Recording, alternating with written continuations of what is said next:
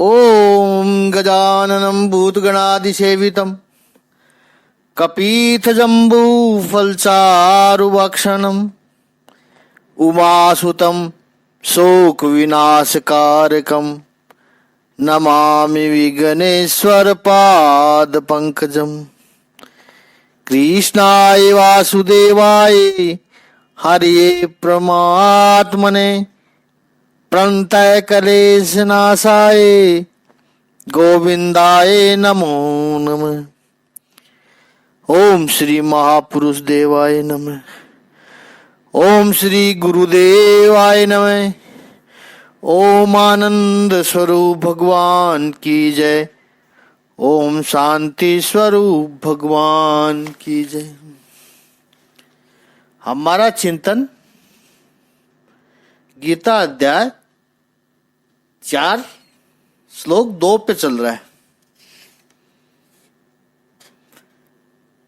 भगवान कहते हैं, अर्जुन, जो मैं तुझे कह रहा हूं वो ज्ञान नया नहीं है, पुरातन है, शाश्वत है। शब्द देने वाले अलग हो सकते हैं, ज्ञान, शक्ति, ऊर्जा वही रहती है। अर्जुन, ये ज्ञान ऐसा है और ये ज्ञान राज ऋषियों को दिया। श्रीमद् आदि शंकराचार्य जी ने बड़ी सुंदर चर्चा की है इसके ऊपर कि इक्ष्वाकु को क्यों दिया, विश्वान को दिया, समझ में आता है। सूर्य को दिया, सूर्य रोशनी फैलाता है, ज्ञान का प्रतीक है। मनु को दिया, चलो मनु धर्म प्रवर्तक थे, मनु स्मृति बनाई उन्होंने। लेकिन इक्ष्वाकु तो राजा थे, क्षत्रिय थे, किसी ब्राह्मण को दे देते, किसी विद्वान को दे देते। तो इसका यह रहस्य है। श्रीमद् आदि शंकराचार्य जी के शब्द है कि यह ज्ञान सारे क्षत्रियों को ही दिया गया, क्योंकि क्षत्रिय कर्म योगी थे। क्षत्रिय स्वभाव से कर्म योगी होते हैं, समर्थ होना चाहिए। यह ज्ञान समर्थों का ज्ञान है। राष्ट्र की रक्षा, धर्म की रक्षा, ब्रह्म विद्या की रक्षा क्षत्रिय करेंगे, इसलिए उनको दिया। इसलिए दूसरे श्लोक में प्रभु ने शब्द भी प्रयोग किया, राजऋषियाः, जो राजा भी है और ऋषि भी है, वो राज ऋषि। उसमें दोनों का समन्वय है, उनको ये ज्ञान दिया। ऋषि मंत्र दृष्टा थे, परंतपय यानी शत्रुओं को कष्ट देने वाला, शत्रुओं का नाश करने वाला, परंतपय। शत्रु 2 प्रकार के होते हैं। एक बाह्य शत्रु, उनको नाश करना तो आसान है, शक्ति से उनको नाश कर सकते हैं। दूसरे हैं अंतः शत्रु, काम, क्रोध, लोभ, मोह, इनको भी जो नष्ट करता है। श्रीमद् आदि शंकराचार्य जी कहते हैं, जो हमारे साथ में रहकर, हमारे आसपास में रहकर भी हमारी जड़ काटने का प्रयत्न करता है, वो पर है। पर यानी वो शत्रु है। राजा के 2 कर्तव्य हैं, हमारे शास्त्रकारों ने लिखे हैं। चाणक्य से लेकर के कई प्रभावी विचारकों ने कहा कि राजा का पहला कर्तव्य है कि जो अपने मित्र है उनका रंजन करे, उनको प्रसन्न रखे। ये बहुत जरूरी है। अगर आपके पास सत्ता है, संपत्ति आए, प्रतिष्ठा आए, तो पहला काम तो यह करना, जो आपके मित्र है, स्वजन है, जो आपके नजदीक के हैं, उनको प्रसन्न करना, तो ही वे आपके सपोर्टर बने रहेंगे। जैसे कई बार होता है कि सत्ता, संपत्ति, प्रतिष्ठा आ गई और वो आसपास के लोगों को भूल जाता है, फिर वो नजदीक के लोग उसकी जड़ काटने की शुरुआत करते हैं। हमें पता है वो 10 साल पहले वो क्या थे, आज तो हमने सपोर्ट किया तो बन गया। और जो नजदीक वाले बोलेंगे उनकी बात लोग ज्यादा सुनेंगे। ये सबसे बड़ी प्रॉब्लम है, क्योंकि तुम तो जाकर लोगों को कह नहीं सकोगे और इन लोगों को दूसरा कोई काम नहीं है। इसलिए राजा का पहला कर्तव्य है, जो मित्र है, जो समर्थक है, वेल विसर है, उनको प्रसन्न रखो। और राजा का दूसरा काम है परंतप है, जो शत्रु है उसको अंकुश में रखना। वो राजा ही क्या जिससे शत्रु डरे नहीं। तो राजा जो मित्रों का रंजन करे, मित्रों को प्रसन्न करे, और शत्रु डरने चाहिए उससे। पहली बात तो उसका शत्रु होने की कोई हिम्मत ही न करे। दूसरा, यदि जो शत्रु पहले से बने हुए हैं वो डरते रहे, सर न उठा सके, यशस्वी राजा ऐसा होता है। तो यहां भगवान ने राज ऋषि भी कहा और परंतप भी कहा। यह योग क्यों नष्ट हुआ? पहली बात, दिव्य पुरुषों का अभाव हो गया द्वापर युग के अंत में। इसलिए भगवान श्री कृष्ण को यह योग फिर से कहना पड़ा। कोई विद्या नष्ट कब होती है? सीधा सा कारण है, या तो पढ़ाने वाले कम हो जाए या पढ़ने वाले कम हो जाए, तभी विद्या नष्ट होगी। अब यह परंपरा लंबी है। यदि पढ़ाने वाले कम हो गए तो फिर पढ़ने वाले कम हो जाएंगे, या फिर पढ़ने वाले कम हो गए तो पढ़ाने वालों का इंटरेस्ट नहीं आएगा। काल समय जब बीतता गया तो ये ही हुआ इस ज्ञान के साथ में। तीसरा कारण है, ऐसी प्रभावी विद्या को संभालने के लिए जो राज ऋषि होने चाहिए, जो राज ऋषि होने चाहिए थे, जो राजा भी हो और ऋषि भी हो, वो नहीं हुए। राजा केवल भोगवादी हो गए। राजा केवल इंद्रिय सुखों का विचार करने लगे। उनकी सत्ता, संपत्ति, अधिकार केवल इंद्रियों की तुष्टि के लिए चला गया। तो ये योग धीरे धीरे कम होता गया। काम, क्रोध आदि विकार बढ़ते गए, इसलिए ये योग कम हो गया। चौथा कारण, यह योग अनाधिकारी लोगों के हाथ में पड़ गया। जैसे अब इस वक्त दुनिया भर में डर है कि परमाणु शक्ति है, एटम बम है, न्यूक्लियर वेपन्स है। वो गलत व्यक्ति के, गलत डिक्टेटर के हाथों में पड़ा हुआ है, न जाने कब वो बटन दबा दे। अनाधिकारी लोगों के हाथ में जब ये विद्या पड़ जाती है तो नष्ट हो जाती है। पराक्रमी लोगों के हाथ में जब ये विद्या पड़ जाती है तो नष्ट हो जाती है। राधे लाल जी का बड़ा कारोबार था और सेल्फ डिफेंस के लिए उन्होंने लाइसेंसी बंदूक भी ले रखी थी। आने जाने का रास्ता थोड़ा बीच में सुनसान भी था। हमेशा पिस्तौल रखते थे पास में। हर दिन राधे लाल जी शाम को 7 बजे लौट आते थे। उस दिन आए नहीं।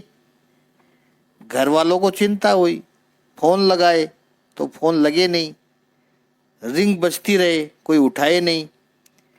2-3 घंटे के बाद जब राधे लाल जी घर पर लौटे तो घर वालों ने देखा गाड़ी भी नहीं थी। रिक्शा में आए, देखा कहीं से खून बह रहा है, कपड़े फटे हुए हैं, बुरी हालत है। घर वाले ने पूछा क्या हुआ? राधेलाल जी कहते हैं 4 गुंडे मिल गए थे, गाड़ी भी उन्होंने ले ली, पैसे भी सब ले लिए। पहले तो इस रिक्शे वाले को पैसे दो ताकि ये यहाँ से जाए, और मेरे को मारा भी बहुत, फोन भी ले लिया। पत्नी ने पूछा, उन्होंने इतना सब किया, आपने कुछ नहीं किया? वो कहते हैं कि वो 4 थे, मैं क्या करता, मैं तो अकेला था। पत्नी ने कहा कि लेकिन आपके पास वो बंदूक है ना, वो? राधेलाल जी कहते हैं, हाँ, उसको किसी तरह छुपा कर ले आया हूं, बस। भले आदमी निकालता, इतनी शक्ति थी। आर्य संस्कृति में यही हुआ, प्रभावी योग इतना था, भगवान कहते हैं मैंने दिया था, लेकिन महता काले न से, जैसे जैसे समय बीतता गया ऐसे लोग आए, वेद के मंत्र रट लिए, लेकिन केवल आजीविका का साधन बनाकर रख दिए। रट लिए शास्त्र, केवल अपनी विद्वता का प्रदर्शन करने के लिए रट लिए। तुमसे बड़ा विद्वान मैं हूं, मुझसे बड़ा विद्वान कौन हो सकता है? इसलिए चर्चा की शास्त्र की, बस। कभी न शास्त्र का आचरण किया, बस अपनी विद्वता के लिए दूसरों को सुनाया। ऐसा नहीं कि लोगों को अच्छी तरह से समझाया जाए, ऐसा नहीं किया। और 5वां कारण, यह योग नष्ट इसलिए हुआ कि यह इतना विराट, ये सत्य है, जितना विराट है उतना प्रजाई है। इसको समझने वाले बहुत कम रह गए। कोई व्यक्ति नहीं हो सकता समझने वाला। रविंद्रनाथ टैगोर ने अपने जीवन में कुल 6000 गीत लिखे। उसमें से एक संग्रह गीतांजलि को नोबेल प्राइज मिला। भारत का पहला साहित्य क्षेत्र का नोबेल रविंद्रनाथ टैगोर। टैगोर अपने अंतिम क्षणों में थे तो पत्रकार कोई पूछ गया और पूछा, कविवर, इतने सारे गीत आपने लिखे, 6000 गीत आपने लिखे, उसमें से आपका सबसे प्रियतम, आपका सर्वश्रेष्ठ गीत कौन सा है? मृत्युशैया पर है कविवर। अपनी आंखों में से अश्रु की धारा बहने लगी और जितनी हिम्मत थी इकट्ठी करके उन्होंने कहा, एक भी नहीं है, एक भी नहीं है। इतना विपुल साहित्य सृजन किया आपने, नोबेल प्राइज विजेता, 6000 गीतों की रचना, उनमें से श्रेष्ठ एक भी नहीं? रविंद्रनाथ जी कहते हैं, नहीं, एक भी नहीं। क्यों? वो कहते, क्योंकि मुझे जो श्रेष्ठ गीत गाना था वो तो मैं गा ही नहीं सका। ये 6000 रचना तो केवल प्रयत्न था उस ओर जाने का। रविंद्रनाथ ये कह सके, स्वीकार किया उन्होंने, लेकिन बहुत व्यक्ति है पढ़े लिखे, अनुभवी भी है उनको, उन्होंने दुनिया देखी है, अपने जीवन का चिंतन किया है। कई लोग ऐसे कहेंगे, वो कहेंगे हमें श्रेष्ठ करना था, वो तो हम कर ही नहीं पाए। ये अभी तक जो कर रहे थे वो तो केवल प्रैक्टिस थी। I could not give my best. जीवन में हम कुछ पढ़े लिखे हो, उसमें भी ऐसा लगता है कि मेरा जो सर्वश्रेष्ठ व्यक्त नहीं हो पाया, तो ये परम ज्ञान कैसे व्यक्त हो सकता है? धीरे धीरे वो नष्ट प्राय होता गया। तो एक और इस दिव्य परंपरा की सातत्य और अविनाशिता, अनादिता सिद्ध करने के लिए भगवान ने प्रथम श्लोक में उसे अव्यय कहा। ये योग कैसा है? अव्यय है, अमर है। और यहां कहा कि नष्ट होने लगा है, नष्ट हो गया, इसका अर्थ यह नहीं कि बिल्कुल नाश हो गया, उसका लुप्त प्राय हो गया। दूसरा, एक शब्द विद्वानों और विचारकों ने कहा कि भगवान श्री कृष्ण ने बड़ी संभल कर शब्दों का प्रयोग किया है। इह नष्ट है सकालेन इह, इस लोक में जो सृष्टि आप अपने सामने देख रहे हो वहां पर यह नष्ट हो गया। सूर्य जब अस्त होता है तो हम कहते हैं सूर्य गया। इसका अर्थ क्या असल में सूर्य गया?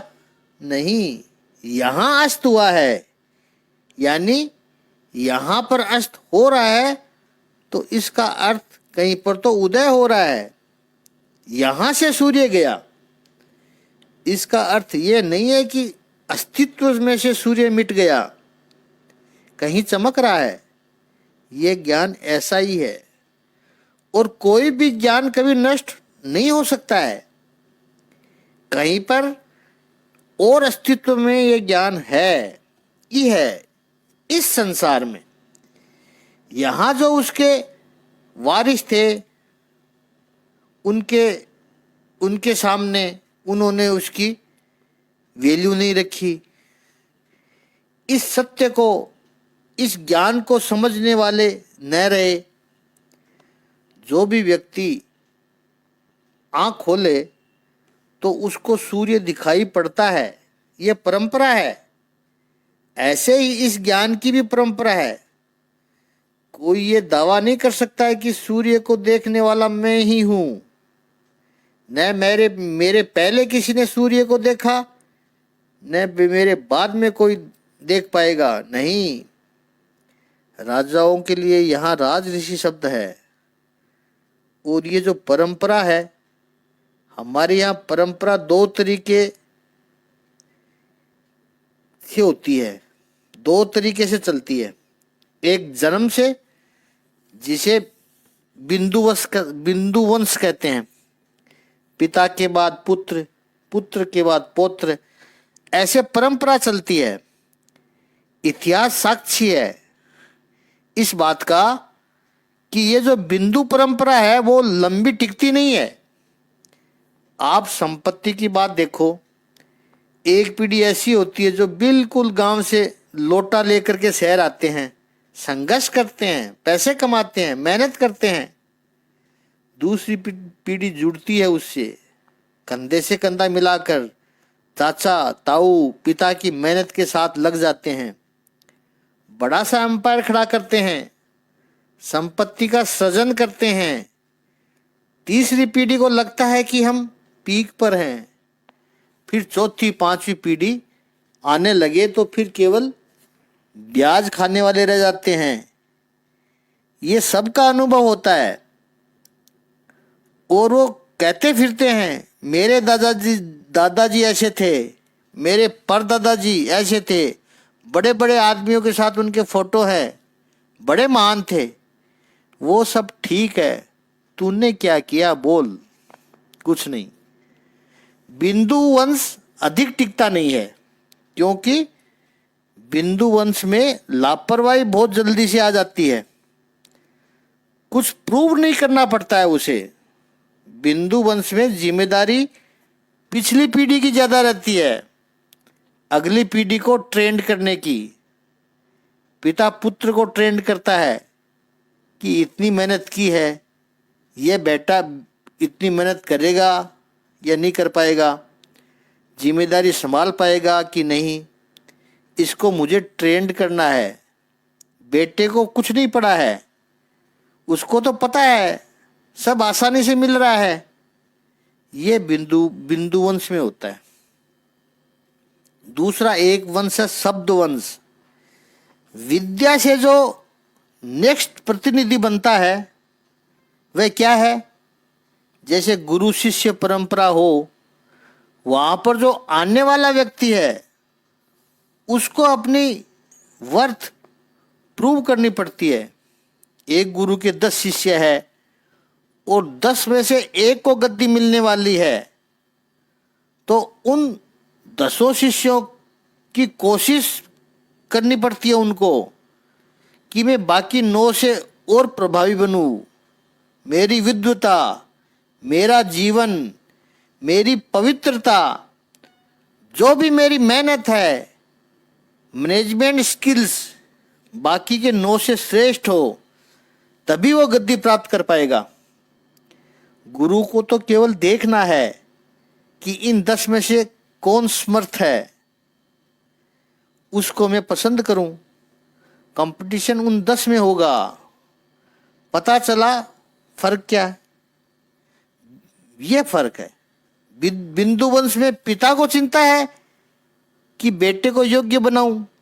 शब्द वंश में शिष्य को चिंता है कि मैं योग्य बनूं तो मुझे गद्दी मिलेगी, वरना नहीं मिलेगी। तो ऑब्वियसली शब्द वंश में जो भी आता है गद्दी पर, वो समर्थ ही होता है, संघर्ष करके आया है, पुरुषार्थ करके आया है। शब्द वंश में भी गड़बड़ हुई है, ऐसा नहीं है कि नहीं हुई, लेकिन ऐतिहासिक दृष्टि से आप देखो तो शब्द वंश में वो अधिक सामर्थ्य रखते हैं। श्रीमद् आदि शंकराचार्य जी की परंपरा देखो, 1200 वर्षों से चल रही है। आज कोई ऐसी फैमिली नहीं ही मिलेगी जो 1200 वर्षों से समर्थ हो। 100-200 वर्ष बस चल सकता है, 5-6 पीढ़ी बस। 1200 वर्ष टिकी हुई परंपरा। और श्रीमद् बल्लभाचार्य जी 500 वर्ष की परंपरा, लेकिन वो समन्वय है, इसलिए 500 वर्ष बिंदु और वंश दोनों का समन्वय है बल्लभाचार्य जी की पीढ़ी में, वरना वो भी बहुत लंबी है। रामानुजाचार्य जी की परंपरा देख लीजिए आप, सभी सामर्थ्य पर टिकी है, सदियों तक टिकी हुई है। संपत्ति भी बड़े 2 तरीके हैं उपार्जित करने के संपत्ति के भी। पहला है बड़े लोग उपार्जित हो, बड़े लोग द्वारा उपार्जित हो, और दूसरा है स्व उपार्जित हो। ऐसे ही जो मिल जाता है उसका मूल्य नहीं रहता है, वो बाप दादा की कमाई है, उसकी कोई वैल्यू नहीं करता है। स्व उपार्जित हो, जिसके लिए पसीना आया हो, तो उसको संभालने की भी योग्यता होती है। ये परम ज्ञान जो है, दिव्य योग है, उसको मेहनत करके पसीना बहा के प्राप्त करने वाले लोग कम रह गए थे। इसका कारण है मेहता काले ने है। शब्द जो कहा प्रभु ने वो हो रहा है। समय जब बीतता है, ये समय बड़ा विचित्र है। अधिकतर लोग समय के शिकार हो जाते हैं। काल भक्षक है, सब खा जाता है। उस भक्षक काल के मुंह में से निकल करके स्वयं आना और मूल्यवान परंपराओं को भी टिका के रखना, ये बहुत बड़ा चैलेंज है। हमारी बात करें, अधः पतन के लिए कितने मौके आए हैं। हजारों वर्षों की बात नहीं करते हैं, अपनी आंखों के सामने जो हुआ है वही बात करे। केवल पिछले 50 वर्षों की बात कर लो। मनोरंजन के लिए 50 वर्ष पहले कितनी कम चीजें थी। जो गांव में रहते होंगे, कभी 1 साल में 2 साल में कोई नाटक वाले आ जाते थे, रामलीला वाले आते थे, या रासलीला वाले आ जाते थे। तो 1-2 साल में एक मौका होता था जिससे मनोरंजन होता था। समय बदला, फिल्म इंडस्ट्री शुरू हुई, गूंगी फिल्में आई थी, ब्लैक एंड वाइट फिल्में आई, और तरक्की हुई, रंगीन फिल्में आने लगी। किसी थिएटर में दूर जाकर देखना पड़ता था, तो बहुत बड़ी बात होती थी। फिर दूरदर्शन घर में आ गया, हर हफ्ते रविवार को फिल्म आती थी, चित्रहार आता था। एक ही चैनल, सरकारी दूरदर्शन, बस वो शाम को 3 घंटे के लिए चलता था। समय बदला, कई चैनल हो गए और अब तो 550-600 चैनल हो गए, 24 घंटे चलते हैं। अधः पतन के लिए भूमि कितनी फिसलन वाली हो रही है देखो। और समाज पर उसका परिणाम क्या आया वो भी हम सब देख रहे हैं। टीवी सीरियल देख देख करके, फिल्म देख देख करके घरों में होली जलने लगी है। इन सब ने संशय फैलाया परिवार में, परिवार को आपस में लड़ाया, वैमनस्य करवाया। इनको देखकर आपस में संशय का कीड़ा परिवार में आ गया। पहले चिंता के कारण भी बहुत कम थे, पत्र ही था, डाकिया आता था खुशखबरी लेके या दुख खबरी लेके। फिर टेलीग्राम आ गया, लोग कहते थे कि टेलीग्राम आए तो समझो कोई चला गया। नहीं तो टेलीग्राम क्यों आया, बहुत ज़रूरी काम होता था तभी टेलीग्राम करते थे।